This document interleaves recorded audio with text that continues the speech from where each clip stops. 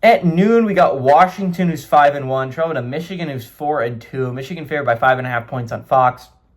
Demon Williams Jr. has gone 117 to 158, thrown for 1,628 yards, 10 touchdowns, 1 interception.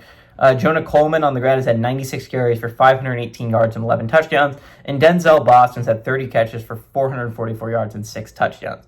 Bryce Underwood is 92 of 154, thrown for 1,210 yards, 5 touchdowns, 2 interceptions.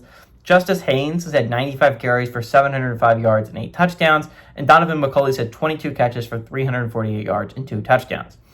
Michigan is 9-6 all time against Washington. Last game did go to Washington, obviously, in 2024, if you do not remember that. But Michigan has won the previous 3 before that, as well as many remember in the national championship, Michigan was able to beat Washington. 1984 was the last time Washington was able to go on the road and beat Michigan. What's interesting here is Fish is 1-0 against the Wolverines, and Moore is 0-1 against the Huskies. So again, this is a really important game for both teams when you're talking about college football playoff. Again, Michigan lost a must-not-lose game last week against USC.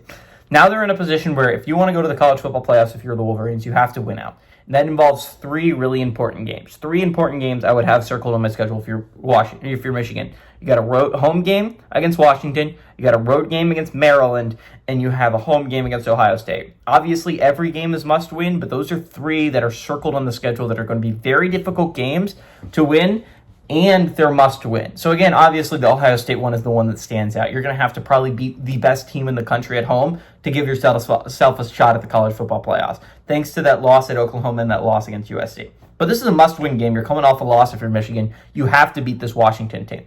Again, this is a big game for Washington as well because these next 2 weeks are going to determine a lot about the Huskies, right? They go on the road to Michigan this week, and I believe they get Illinois at home next week.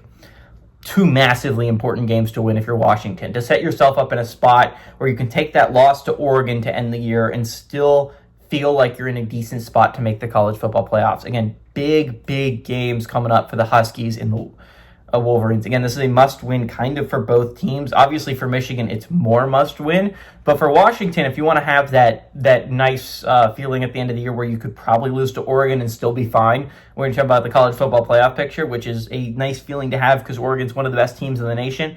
Again, the Ohio State loss doesn't seem like it's going to hurt you that much. Michigan's loss is probably going to hurt them a lot more. Oklahoma and USC, while it seem like solid teams, are not Ohio State caliber loss, right? So I think if you're Washington, if your 2 losses are to Oregon and Ohio State, honestly, that's not 2 bad losses to have on your resume if you're the Huskies, especially if you can get wins over Michigan and Illinois in these next coming weeks. I think Michigan, this is a must-win game for them, and I think they get a bounce-back win after that loss against USC. I think that the Wolverines are going to win here, and I like the Wolverines to cover at home.